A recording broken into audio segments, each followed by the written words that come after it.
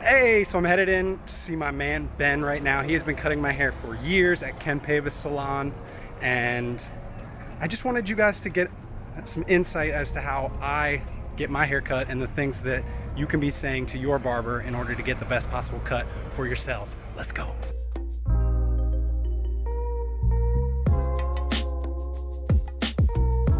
So guys, this is my man Ben. What's up, guys?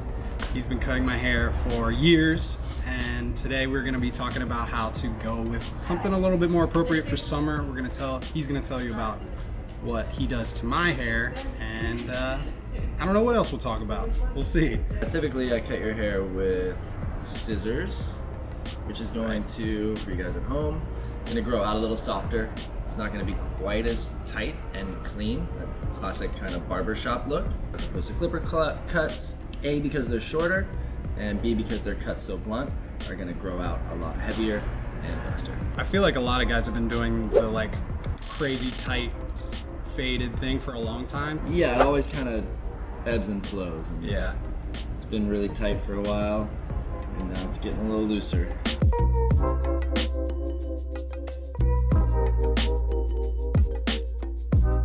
I heard LeBron on a TV show talk about how he already kind of believes himself to be the greatest player of all time.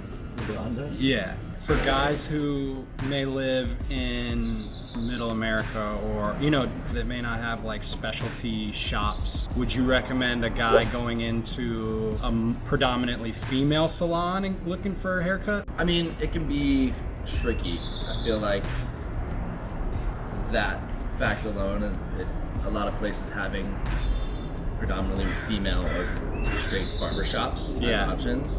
You really just kind of gotta do some research and not be afraid to maybe try something different. Right. Go ahead and go get a cut at.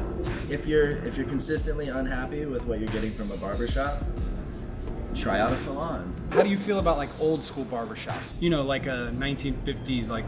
I love them. Yeah. I think they're great. I think they're awesome. They're still able to do, because like I've never gone and gotten a cut at a place like that. They're still able to do a contemporary style. It's gonna be, yeah, you might have to guide them a little bit. I know some guys too that go regularly to barbershops just to maintain the sides of their hair. Oh, okay. There's just certain texturizing techniques and ways that we cut longer hair to get it to style a certain way, as opposed to a pomade, something where you're like really controlling the hair. Barbers are taught, they don't typically use a blow dryer or something like that. Not that they all don't. There's gray areas and everything. Call ahead, make sure somebody's comfortable with men's hair. Having worked in salons my whole life, there are a lot of stylists who aren't comfortable with super short hair. For a long time, I always just like went where I went and just got what I got. I had this weird epiphany one day where I was like, holy shit, this is my hair. I'm paying you to do this. Why would I ever want to go somewhere where I wasn't very happy with what I got?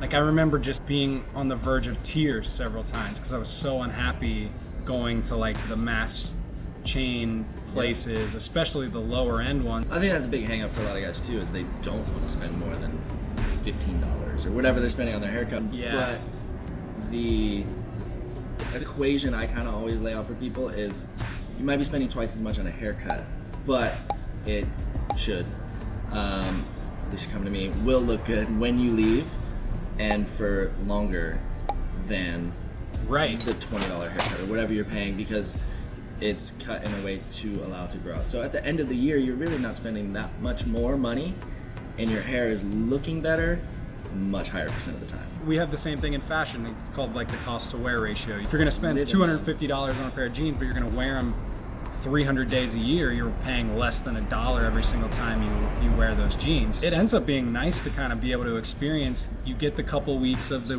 really tight, close cut. Then as it naturally grows out, for me at least, I feel happy to be able to experience something a little bit different. I've always heard if you have an event or some special occasion that you're getting your haircut for, like a wedding or whatever it is, to go a couple of days prior to it to kind of allow a little bit of natural growth. Yeah, definitely. I mean, when you're, especially if there's any sort of drastic change. If you're someone who gets a haircut really regularly, maybe it won't be such of a necessity to give it a day or two to settle in, but if you're cutting any significant amount of length off the top or the sides, it does take that hair a little bit of time to adjust to being that different. Right. Hair can be trained to do different things, right? I'm very fortunate to have good hair sort of semi-naturally, but I also took a long time of like combing it a specific way that it would always dry the same. Yeah, there's a bit of training and also just getting used to the tendencies. So it's almost training yourself as well to kind of learn also what your hair is going to be doing when it's not acting its best. Also, if you're someone that goes to somebody different for your haircut every time, it's going to be hard to really get to a nice, comfortable style. The clients I've had the longest, we don't even really talk when they come in. It's shorter and longer. Like, how do you know? Right. That's a great point. I think it's really important for, even if you're going to a chain place, if you get a good cut that you enjoy from someone, like, yeah, ask for them again. It's not weird to make an appointment just because you're going to less than a fancy salon. Never gotten a haircut outside before. Yeah. These shears that I'm using, so people call them blending shears, people call them texturizing shears, thinning shears. I think I've told you this, but the first time somebody took those they like went at the top of my hair, like low. I was like, I almost had a panic attack because I was like, I thought they were just snipping my hair right off. So these are gonna remove weight and blend lines. This is gonna, on longer lengths of hair, help remove weight to keep volume in it. My volume is kind of like my calling card with my hair, so like, but I can't use a lot of product, like hardly at all, or it just falls. It just like, so like that, I love these thinning shears because it allows me to kind of get that volume, but also use a little bit of product to maintain a lot of control. For my cut, we're done here. Key things that you might be able to say or point out. First of all, he does have a part right here. This is not connected. It's a short piece and a longer. So that is not connected. I have to find that every morning when I'm parting, when I get out of the shower and I'm parting my hair. And when it's cut that way, when there is a significant difference in length, it makes it all easier to find. Yeah. It is connected over here, but behind the ear. So again, this stuff in the front is longer. One blended into a 4, leave a good amount of length through the top. My hair often kind of hides it, but like I have a pretty solid amount of length on the top. If you're looking to get a ton of volume in the front of your hair, you might have to let it grow out for a while.